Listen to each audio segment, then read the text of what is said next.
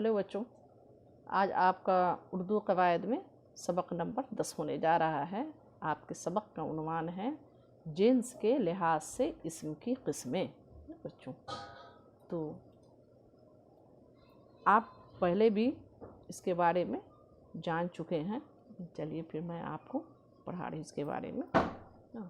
आप पढ़ ही चुके हैं कि जिन्स के रौ से इस्म की 2 किस्में हैं ना बच्चों। तो इस्म की जो है जिन्स के रौ से इस्म की कितनी किस्में हैं? 2 किस्में हैं, है ना। अब आगे चलते हैं। जो लफ्ज़ नर यानी मेल, जिसे इंग्लिश में हम मेल कहते हैं, ब्रैकेट में दे दिया है, मेल के लिए बोला जाता है ना। जो लफ्ज़ नर है ना, ब्रैकेट में आपका मेल है ना, नर के लिए बोला जाता है, उसको कवायद की रौ से मुज़क्कर कहते हैं। क्या कहते हैं? मुज़क्कर कहते हैं। यहाँ हमने अंडरलाइन कर दिया है। जैसे घोड़ा, लड़का, कुत्ता, चीरा वगैरह, है ना। ठीक है बच्चों, तो ये आपका हुआ नर, है ना, जिसे इंग्लिश में हम मेल कहते हैं। अब आपका है जो लफ्ज़ मादा, है ना, यानी फीमेल, जिसे इंग्लिश में हम फीमेल कहते हैं। मादा को क्या कहते हैं? फीमेल कहते हैं, जो ब्रैकेट में है, के लिए बोला जाता है, उसे मुअन्नस कहते हैं। उसे उर्दू में हम क्या कहते हैं? मुअन्नस कहते हैं। यहाँ हमने रेड से अंडरलाइन कर दिया है ना, आपको समझने के लिए। ठीक है बच्चों, तो आप समझ गए। अब है जैसे घोड़ी, लड़की, कुतिया, मोरनी वगैरह, है ना। अब यहाँ नोट है, इसे जान लेंगे। जानदार चीज़ें ना सचमुच नर और मादा होते हैं बच्चों। जितनी जानदार चीज़ें हैं वो वाक़ई में क्या होते हैं? नर और मादा, यानी मेल और फीमेल होते हैं। इसलिए उनकी तज़कीर व तानीस हकीकी कहलाती है ना। इसलिए उनकी तज़कीर व तानीस क्या कहलाती है? हकीकी कहलाती है। कौन सा? जानदार चीज़ें, है ना। जानदार चीज़ों में जो नर और मादा हैं, उनकी तज़कीर व तानीस यानी मुज़क्कर और मुअन्नस जो है वो क्या कहलाती है? हकीकी कहलाती है। जबकि बेजान चीज़ें नर व मादा नहीं होती, है ना बच्चों। बेजान चीज़ें जो हैं उसमें नर और मादा यानी मेल और फीमेल नहीं होते, इसलिए इनकी तज़कीर व तानीस गैर हकीकी कहलाते हैं, है ना। तो इनकी तज़कीर व तानीस क्या कहलाती है? गैर हकीकी कहलाती है। ठीक है बच्चों, तो अब आगे चलते हैं। जानदारों की तज़कीर व तानीस बनाने का तरीक़ा, है ना। जितनी जानदार चीज़ें हैं उनके मुज़क्कर और मुअन्नस है। तज़कीर व तानीस, तज़कीर के माने मुज़क्कर और तानीस के माने मुअन्नस, यानी बनाने का तरीक़ा, उनको बनाने का तरीक़ा।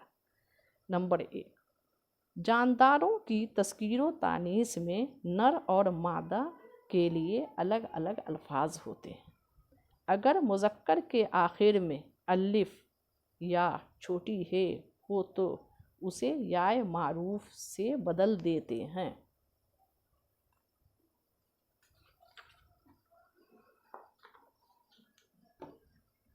जैसे बदलेंगे तो क्या होगा? जैसे लड़का, है ना, लड़का से लड़की, बच्चा से बच्ची, बंदा से बंदी वगैरह। अब आपका नंबर 2 में कुछ मुज़क्कर के आखिर में छोटी ये बढ़ा देते हैं। कुछ ऐसे मुज़क्कर हैं जिनके आखिर में छोटी ये बढ़ा देते हैं। जैसे कबूतर से कबूतरी, है ना, यहाँ छोटी ये है। तीतर से तीतरी। अब नंबर 3 में है, अगर मुज़क्कर का आखिरी हुरूफ छोटी ये हो तो उसे नू में बदल देते हैं। जैसे धोबी से धोबन, है ना। आखिरी हरूफ यहाँ छोटी ये है, उसको किस में बदल दिया हमने? नू में, है ना। तो धोबी से क्या हो गया? धोबन, दर्जी से दर्जन, यहूदी से यहूदन वगैरह। अब आपका नंबर 4 है। नंबर 4 में है कुछ मुज़क्कर के आखिरी हरूफ को हज़्फ़ करके या बग़ैर हज़्फ़ किए, है ना, छोटी ये लगा देते हैं।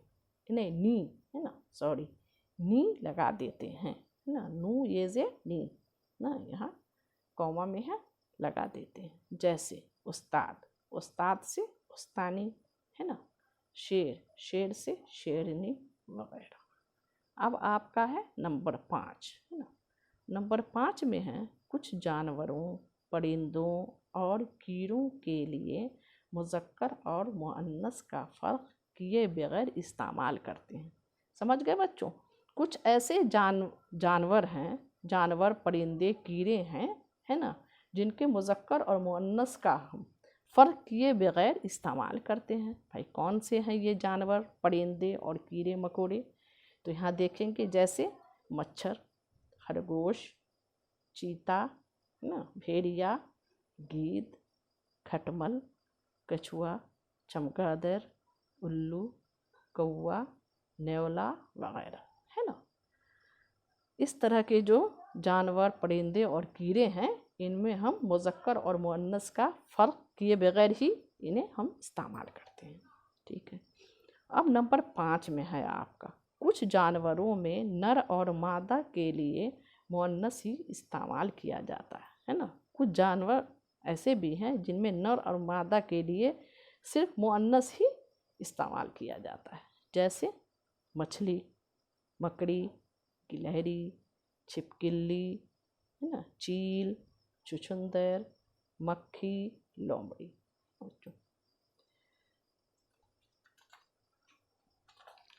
अब आपका है और है उसमें नंबर 6 का बाकी है आपका, है ना, बत्तख, मैना वगैरह।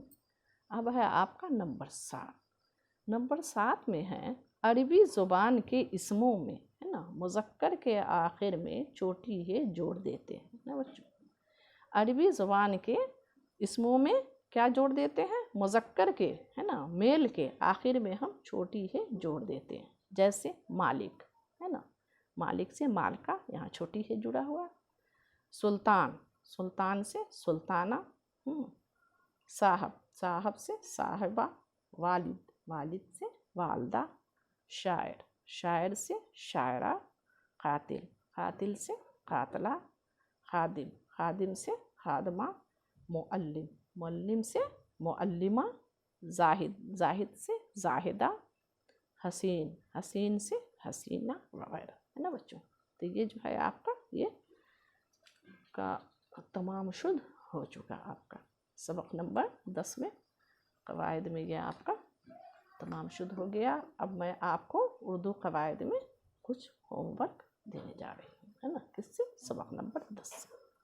सबक नंबर आपका 10 है, उससे आपका होमवर्क यहाँ है।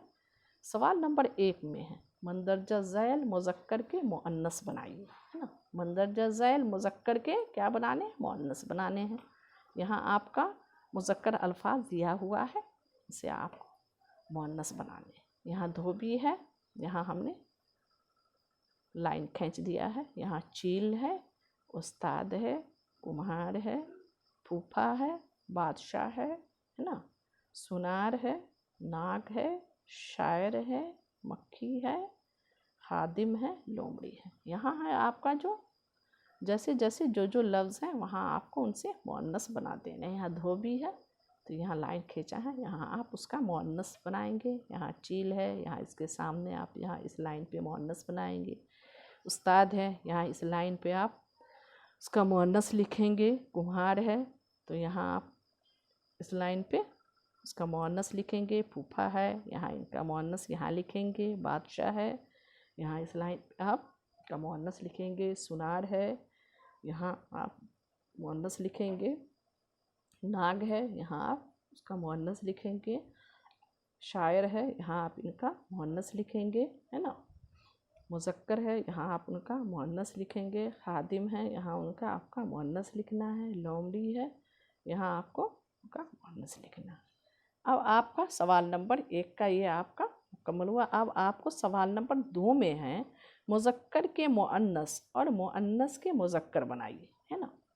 यहाँ आपके दिए हुए हैं दोनों मुज़क्कर और मुअन्नस, दोनों अल्फाज दिए हुए हैं। उससे आपको मुज़क्कर जो है उनका मुअन्नस बनाना है, जो मुअन्नस है उनका क्या बनाना है? मुज़क्कर बनाना है। यहाँ सुल्ताना है तो यहाँ आप इनका क्या बनाएंगे? क्या होगा ये आप यहाँ लिख देंगे। यहाँ दर्जी है तो यहाँ आप इनका बनाएंगे, जो भी हो, मुज़क्कर मुअन्नस। डॉक्टर है तो यहाँ आप इनका लिखेंगे, है ना। जाहिद है तो यहाँ आप इनके सामने लाइन पे लिख देंगे। मामू है तो यहाँ आप इसका लिख देंगे। भूतनी है तो यहाँ आप इसका लिख देंगे, है ना। शहज़ादी है तो यहाँ आप इसका लिख देंगे, है ना। मुअल्लिमा है तो यहाँ आप इनका लिख देंगे। यानी जहाँ जो भी हो, मुज़क्कर के मुअन्नस और मुअन्नस का मुज़क्कर आपको देख करके उस लाइन के सामने आपको लिख देना। तो यह आपका हो गया सबक नंबर 10 का होमवर्क। अब मैं बच्चों आपको, है ना, उर्दू में, है ना, असाइनमेंट देने जा रही हूँ। क्लास 7, है ना, आपका है उर्दू असाइनमेंट, है ना। तो उर्दू असाइनमेंट में हमने कुल आपको 13 सवाल दिए हैं। इसको आपको लिखना है। पहले मैं सवाल बता दूं, फिर कैसे लिखना है और किस कॉपी में लिखना है उसे मैं बताती हूँ सवाल लिखाने के बाद। आपका सवाल नंबर 1 है ना, हम्द के ज़रिए किसकी तारीफ़ की गई है ना। सवाल नंबर 2 है आपका, नबी सल्लल्लाहु अलैहि वसल्लम की पुश्त पर क्या चीज़ थी। सवाल नंबर 3 है आपका, अल्लामा इक़बाल कहाँ पैदा हुए थे। सवाल नंबर 4 है आपका, इक़बाल ने बच्चों के लिए कौन कौन सी नज़में लिखी हैं। सवाल नंबर 5 है आपका, दुनिया के किस मुल्क के हाथी ज़्यादा मशहूर हैं। सवाल नंबर 6 है आपका, हज़रत उमर रज़ियल्लाहु अन्हु रात में गश्त क्यों लगाया करते थे। सवाल नंबर 7 है आपका, कौमो वतन को, है ना, किस तरह आगे बढ़ाया जा सकता है। सवाल नंबर 8 है आपका, चोरों ने कहाँ चोरी की थी।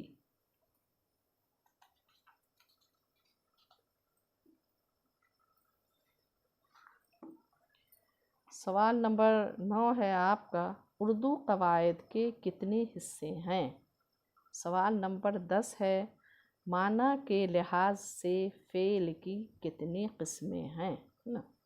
सवाल नंबर 11 है आपका, मंदरजा ज़ैल अल्फाज के मतज़ाद यानी उल्टा, है ना, लिखिए, है ना। तो यहाँ आपके मतज़ाद अल्फाज, मंदरजा ज़ैल अल्फाज दिए हुए हैं, उनके आपको मतज़ाद लिखने हैं। आपका अल्फाज है यहाँ अमानत, है ना, अमानत का आपको यहाँ मतज़ाद लिखना है। बीमार का आपको यहाँ मतज़ाद लिखना है। तारीख का आपको मतज़ाद लिखना है। रहम का आपको मतज़ाद लिखना है। बहिश्त का आपको यहाँ मतज़ाद लिखना है।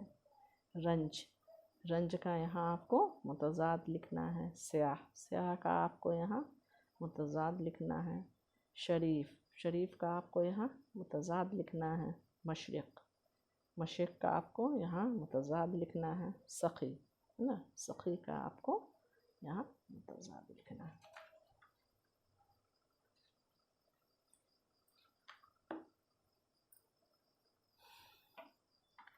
अब सवाल नंबर 12 में है बच्चों, सवाल नंबर 12 में है, मंदरजा ज़ैल उन्वानात में से किसी एक पर कम अज़ कम 20 सत्रों, है ना, यानी लाइन में उनकी सवाना उम्री, है ना, ब्रैकेट में है लिखा हुआ। सवाना उम्री के माने क्या है, यानी उनकी ज़िंदगी के हालात, है ना, लिखें और तस्वीर चस्पा करें।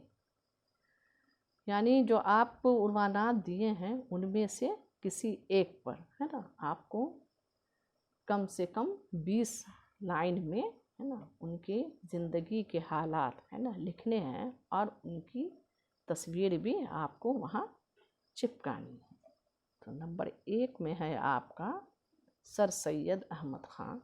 नंबर 2 में है आपका शेर मैसूर टीपू सुल्तान, है ना। इन दोनों उन्वानात में से जो भी आपको पसंद हो, है ना, उस पर आप, है ना, लिखेंगे उनकी सवाना उम्री। अब आपका है सवाल नंबर 13, है ना। सवाल नंबर 13 में है, मंदरजा झैल उन्वानात में से किसी एक पर कम अज़ कम 25 से 30, है ना बच्चों, समझ रहे हैं ना। मंदरजा झैल जो उन्वानात दिए गए हैं उस पर कम अज़ कम 25 से 30 जुमलों में, है ना, एक जामा मज़मून यानी ऐसे, है ना, ब्रैकेट में हमने लिख दिया है, लिखिए। नंबर 1 में है आपका फ़िज़ाई आलूदगी के नुकसानात, है ना। नंबर 2 में है आपका अखबार बीनी के फ़ायदे, है ना बच्चों। तो बच्चों आपको इस असाइनमेंट के बारे में मैं समझा दूं। जैसे मैं हमेशा बनवाया करती थी आप लोगों से, इसे प्रोजेक्ट फाइल में बनाना है। पहले ये तो जानिए कि असाइनमेंट कहते किसे हैं। असाइनमेंट हम उसे कहते हैं जिसे हम कहते हैं घर का काम। असाइनमेंट के माने हुआ आपका घर का काम। तो आप जितने सारे सवालात हमने दिए हैं उसको आप प्रोजेक्ट फाइल में आप उसको, है ना, लिखेंगे। और असाइनमेंट का आपका जो भी है, जो आपका नाम हुआ, असाइनमेंट का जो है आपका नंबर जिन पर दिया गया है, जिनके बारे में यहाँ असाइनमेंट, उसको आपको क्या करना है, सो आपको इंडेक्स में डाल देने हैं, है ना। तो आप इसको खूबसूरत हरूफ में लिखेंगे, है ना। असाइनमेंट के मतलब ही है कि साफ़ सुथरा और खूबसूरत यानी खुशखत, है ना, आपकी राइटिंग होनी चाहिए। ठीक है बच्चों, तो आज आपका उर्दू क़वायद में सबक नंबर 10, है ना, और आपका असाइनमेंट हमने आपका ख़त्म कर दिया। तो ठीक है, फिर मैं आप लोगों से अगले क्लास में मिलूँगी। तब तक के लिए